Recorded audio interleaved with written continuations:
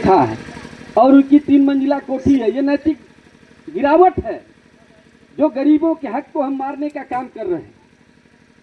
तो इस तरीके से आपके बीच में हम क्यों आए हैं? ये मामला हमारा कांग्रेस और नेता हमारे राहुल गांधी जी। राहुल गांधी जी का मानना है कि एक हमारे नेता हुआ करते थे जयदेव कुशवाहा जी, का नाम आप लोगों ने सुना होगा। जयदेव कुशवाहा जी शोषित वंचित समाज के एक नेता हुआ करते थे, जिनका मानना था 100 में 90 शोषित हैं, 90 भाग हमारा है, शोषित ने ललकारा है, धन धरती और राजपाट में 90 भाग हमारा है, वोट हमारा राज तुम्हारा, नहीं चलेगा नहीं चलेगा नहीं चलेगा नहीं चलेगा। इस नारा के साथ उन्होंने गरीबों को जगाने का काम किया था, उन्होंने शोषित और पिछड़ों की आवाज बनने का काम किया था। लेकिन यहाँ के मनुवादी ताकत के लोग उनकी हत्या कर दिए। केवल ये कोई बात नहीं है, सबसे बड़ी बात है कि वो हत्या पुलिस के द्वारा की गई थी। अब पुलिस के द्वारा हत्या करने के बाद उनको जिंदा थे, उनको इलाज कराने की आवश्यकता थी, लेकिन उन लोगों ने इलाज नहीं कराया, उनको जेल में रखने का काम किया। और जब वो तड़पड़ा करके मर गए तो वहाँ मनुवादी सोच का एक सिपाही उनके ऊपर पेशाब करता है। वो पानी मांग रहे थे, पानी की जगह उनको पेशाब दिया गया था। इस तरीके की सोच के खिलाफ लड़ने के लिए हम आपके बीच में आए, सरोज जी के बीच में, दिनेश सरोज जी के बीच में, किशोर यादव जी के बीच में। ये लोग आपके साथ, आपके कंधे से कंधे मिलाकर चलने के लिए आपके बीच में आए। ये संख्या की बात बार बार आ रही थी कि आपकी संख्या कम है। मैं कहता हूं मेरे नौजवान साथियों, दिनेश भाई, किशोर यादव जी, वंश बहादुर भाई जी, आप यहाँ उपस्थित जितने लोग हैं ये क्रांतिकारी विचारधारा के लोग हैं। ये वो लोग हैं जो सत्ता परिवर्तन करना चाहते हैं, इस देश में गरीबों की सत्ता चाहते हैं, दलितों की सत्ता चाहते हैं, शोषितों की सत्ता चाहते हैं। ये लोग आपके बीच में आए।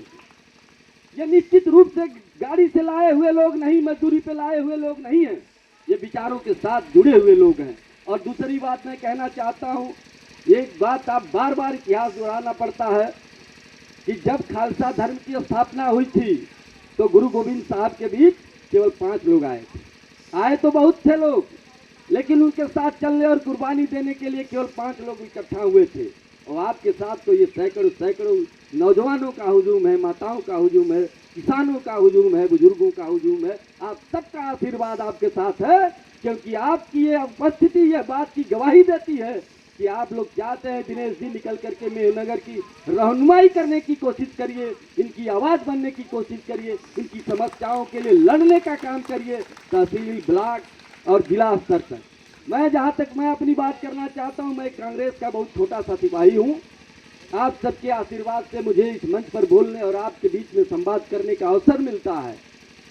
तो मैं ये केवल कहने आया हूँ कि मेरी जहाँ भी आवश्यकता होगी, मेरी एक टीम है ओबीसी कांग्रेस कमेटी की, वो आपके हर आवाज़ में आपके साथ खड़ी है।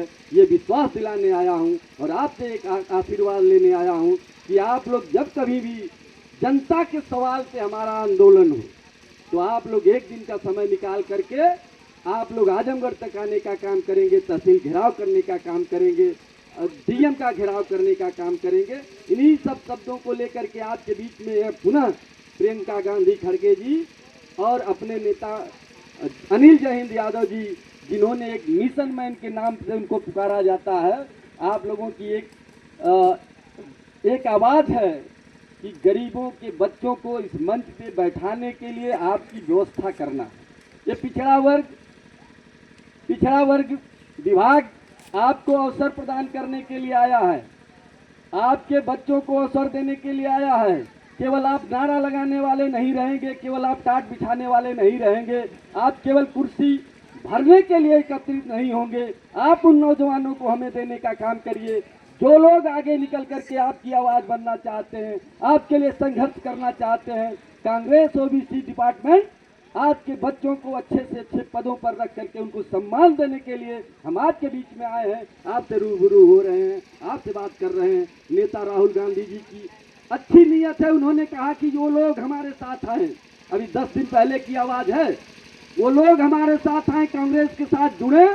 विधायक और एमपी बनना है, प्रमुख बनना है आपको, तो तमाम पार्टियां प्रदेश में घूम रही हैं, उनके साथ जुड़ जाइए। लेकिन जिसको देश की तकदीर और